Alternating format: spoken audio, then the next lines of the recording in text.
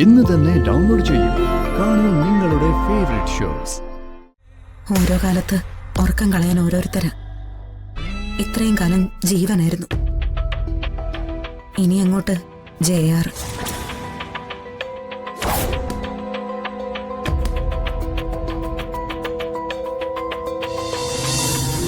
ഉത്തരിക്ക് ഇതൊന്നും അറിയില്ല എന്ന് പറയുന്നതില് സത്യമുണ്ടോ? എനിക്കങ്ങനെ വിശ്വസിക്കാൻ പറ്റുന്നില്ല അമ്മേ. നമ്മള് പല കഥകളും കേൾക്കുന്നില്ലേ, വലിയ വലിയ കാര്യങ്ങളുടെ ഇടനിലക്കാരായി വരുന്നവരെ കുറിച്ച്. അതുപോലുള്ള ഒരുത്തിയ ഉത്തരം. ഒറ്റയടിക്ക് ആരെയും വിലയിരുത്തണ്ട. തവണകൾ മുടക്കി എന്നുള്ളത് നമ്മുടെ ഭാഗത്തു നിന്ന് വന്നൊരു തെറ്റാ. കമ്പനി നടപടികൾ അവരുടെ ശരിയുമാണ്. വിപിന്റെ വരവോടെ ഹരിയുടെ മനസ്സിൽ ചിലത് ഉറച്ചിട്ടുണ്ട്. ഉത്തരടക്കം എല്ലാവരും ട്രാപ്പിയായിരുന്നു എന്നാ ഹരി വിശ്വസിക്കുന്നത്. അല്ല മോളെ, ഇവരെല്ലാവരും പറയുന്നത് ഒരു JRനെ കുറിച്ചാ.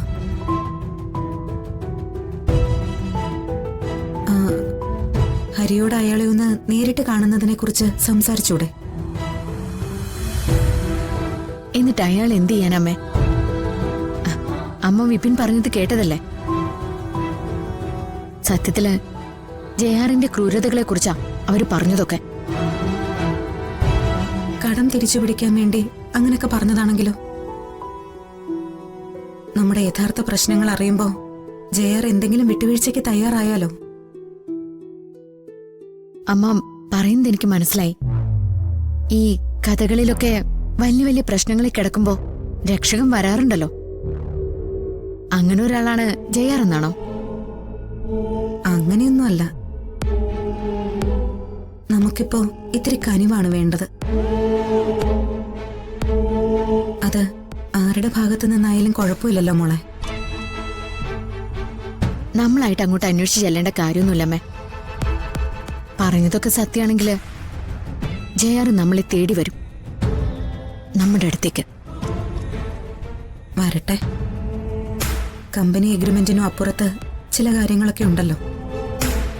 ഞാൻ സംസാരിക്കാം ഈ പറയുന്ന JRനോട്.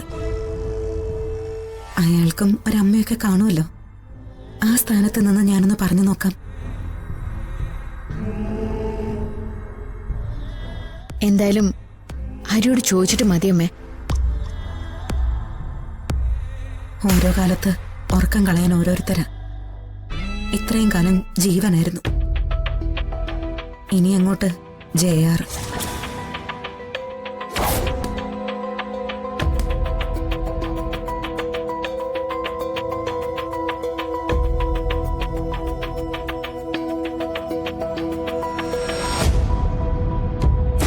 ഈ JR എന്ന സ്ഥാപനത്തിനെ കുറിച്ച് ഞാൻ അന്വേഷിച്ചതാ.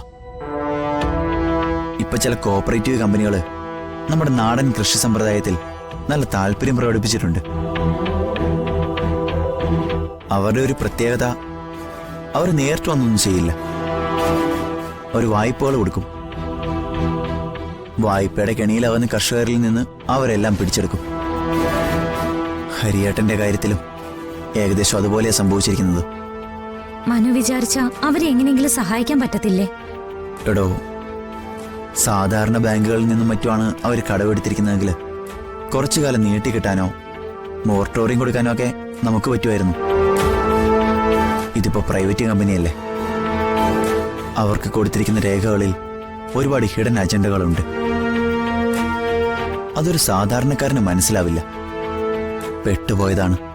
ഇനി അവരുടെ നടപടി എന്തായിരിക്കും? അതറിയില്ല. ഏത് തരത്തിലും ആവാം. ഭീഷണി, ജപ്തി, അങ്ങനെ ഏതറ്റം വരെയും പോവാം. ഹരിയേട്ടൻ ഇതൊക്കെ എങ്ങനെ ഫേസ് ചെയ്യുമെന്ന? അമ്മയും നിത്യേച്ചൊക്കെ വല്ലാതെ തളർച്ചയില്ല. എനിക്കിപ്പോ അമ്മയെ വിളിക്കാൻ തന്നെ മടിയാ. എന്തെങ്കിലും ചെയ്യാൻ പറ്റുമോന്ന് ഞാൻ ഒന്നുകൂടെ ആലോചിക്കട്ടെ. താൻ എന്തായാലും അവരോടൊന്നും പറയണ്ട. ഈ ഒരു വിഷയമായതുകൊണ്ടാ എനിക്കൊന്നും പറയാൻ പറ്റാത്തത്. പാവം ഹരിയേട്ടൻ നല്ലൊരു മനസ്സിന്റെ ഉടമയാ. മറ്റുള്ളവർക്ക് നന്മ ചെയ്യണമെന്ന് ആഗ്രഹിക്കുന്ന ആളാണ്. അങ്ങനായി പോയല്ലോ.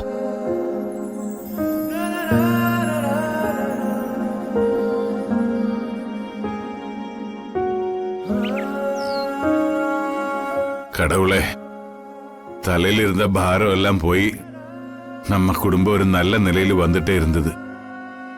அதுவும் இப்படியாச்சு.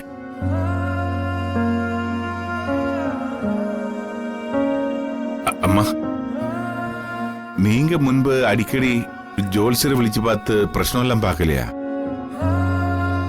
இதும் கொஞ்சம் பார்த்துடம்மா. ஏதோ ദൃഷ്ടി നമ്മ കുടുംബത്തിന്മേ വീണിരിക്കാമെന്ന് പാക്കലാമേ. ആരുടെ ദൃഷ്ടിയാ വീണതെന്നറിയാൻ ജോത്സരെ വിളിക്കേണ്ട കാര്യം എന്താ ശരവണ? ആ ആളുകൾ തന്നെയല്ലേ നമ്മളോട് സംസാരിച്ചിട്ട് പോയത്.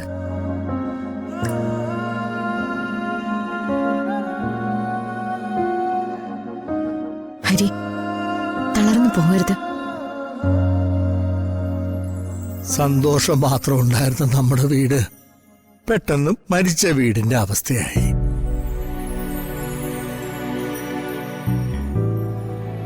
ഇനിയും ഇതിനെ ആരാ ഒന്ന് കരയറ്റാൻ? ഞാനൊരു തീരുമാനം പറയാം. അങ്ങനൊരു മാർഗം മാത്രമേ ഇനി നമ്മുടെ മുമ്പിലുള്ളൂ. എന്താ മോനെ? ആൻറ്റി, നമ്മൾ ഇതിനെ വളരെ സിമ്പിളായിട്ട് അങ്ങ് സമീപിക്കുന്നു. ഒരുപാട് പ്രതീക്ഷകളോടെ നമ്മളൊരു കമ്പനി തുടങ്ങി. അതിനുവേണ്ടി കുറച്ച് ഫണ്ട് എടുത്തു. അതിൽ നമുക്ക് നഷ്ടവും വന്നു. ബാധ്യതകളൊക്കെ നമ്മൾ തിരിച്ചു വീട്ടും, അതിൽ യാതൊരു സംശയവുമില്ല. പക്ഷേ കമ്പനിക്കിടയിലുള്ളത് നിയമ നടപടികളാണ്. ഭാർഗവൻ സാറിനോടും നമ്മുടെ തൊഴിലാളികളോടൊക്കെ ഞാൻ ഇങ്ങോട്ട് വരാൻ പറഞ്ഞിട്ടുണ്ട്. അവരിപ്പോൾ എത്തും. അല്ല, അവരും കൂടി അറിയട്ടെ നമ്മുടെ തീരുമാനം.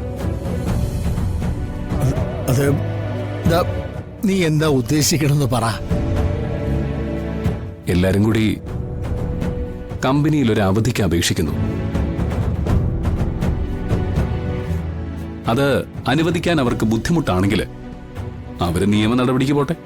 അയ്യോ, അല്ല, അവർക്ക് മാത്രമല്ലല്ലോ കോടതിയിൽ കാര്യങ്ങളൊക്കെ പറയാനുള്ളത്, നമുക്കും ഇല്ലേ?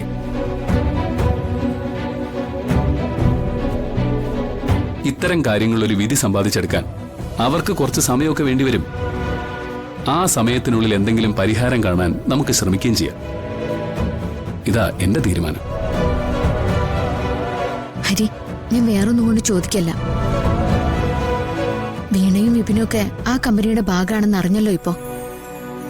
അപ്പോ അവര് നിയമ നടപടിക്ക് പോവാതെ വേറെന്തെങ്കിലും രീതിയിൽ